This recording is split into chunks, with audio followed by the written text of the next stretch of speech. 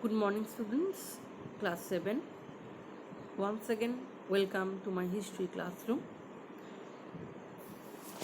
In my last video, I told about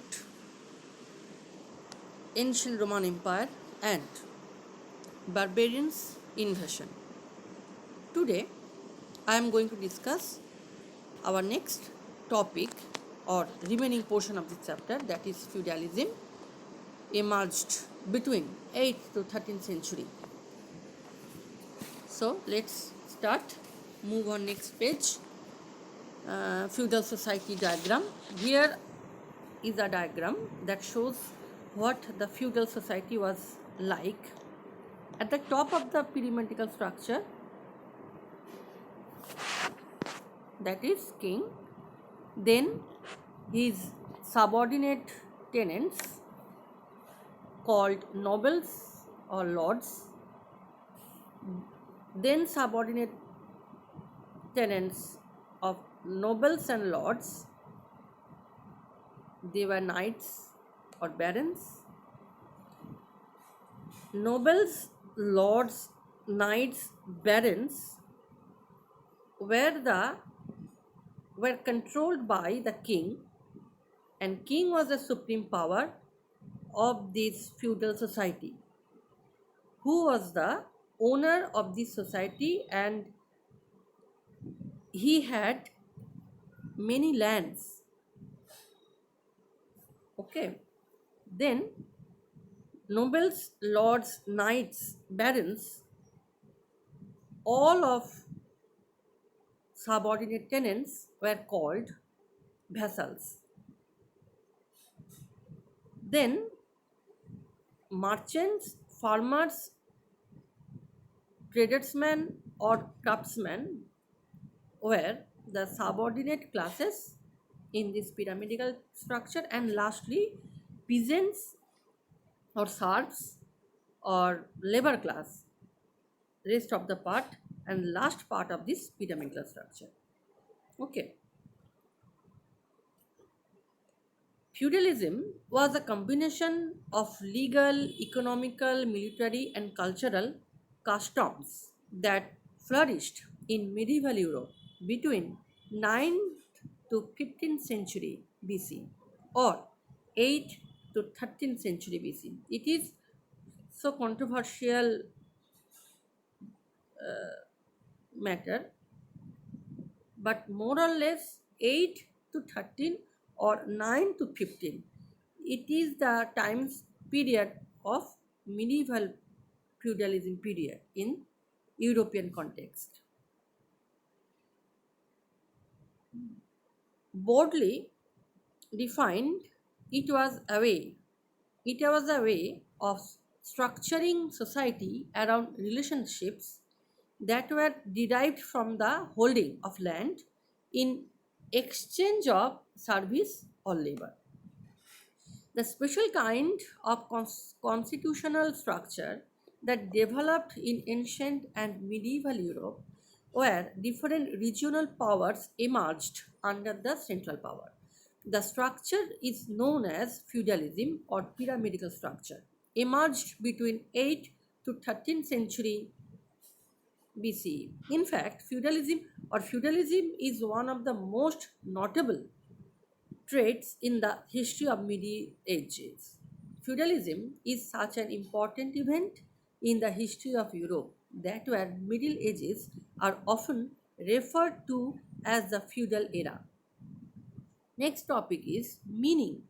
The word feudalism comes from the Latin word feudalize and the French word feudalite. Feudalism cannot be explained by a definite angle.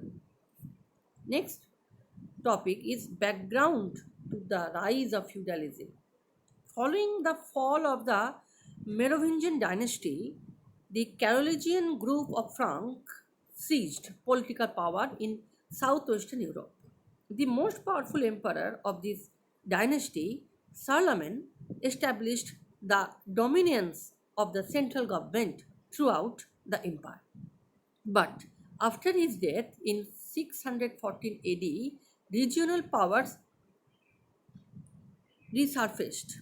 In 1643 AD, the Carolingian Empire was divided into three parts. Due to this weakness of the empire after the death of Solomon, the local lords, uh, that were the owners of the large lands, continued to dominate the lands and people of their respective territories. Thus, the background of the rise of feudalism was created. It is the main story behind to the rise of feudalism.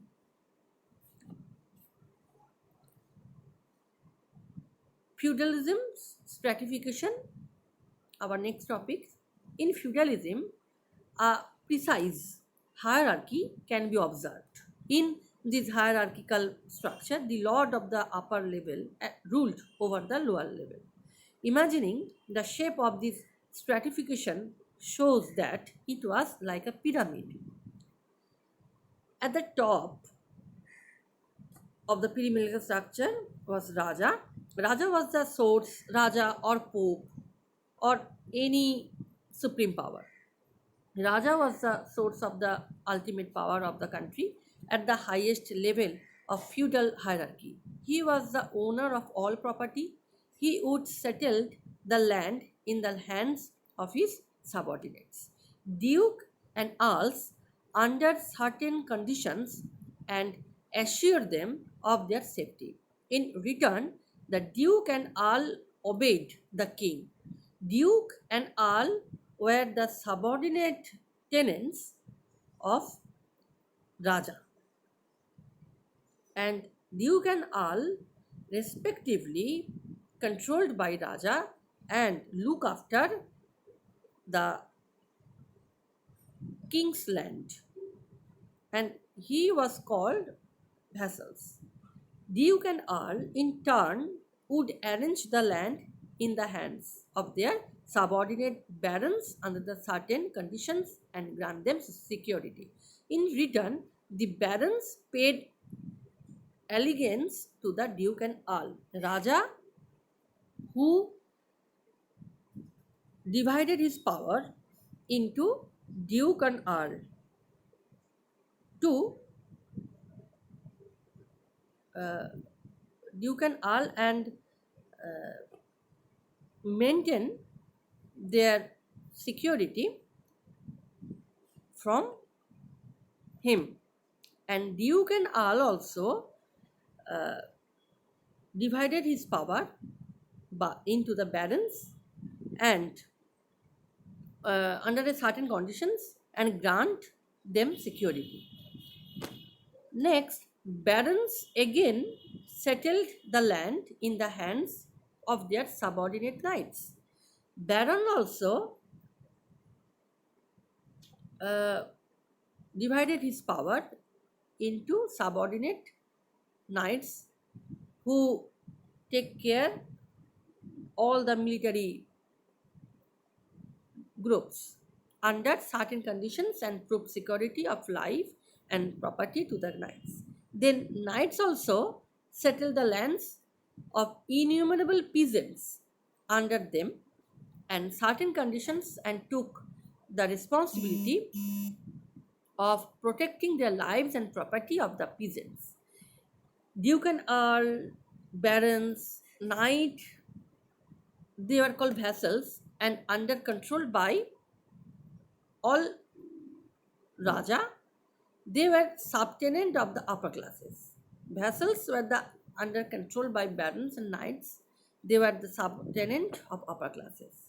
The serfs occupied the lowest run among the peasants. Unlike peasants, serfs were bounded, labor, and lead miserable lives.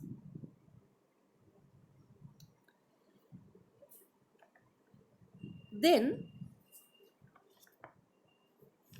actually, feudalism was a decentralization of power, and all the decentralization of power depends between duke and earl, barons, knight, and also vassals. Centralized and village centered economics are formed for depends on land, and it was the major causes behind the rise of feudalism. Okay, here is ended today's discussion. Next day, I will start with a new topic of the remaining part of this chapter. Okay, thank you.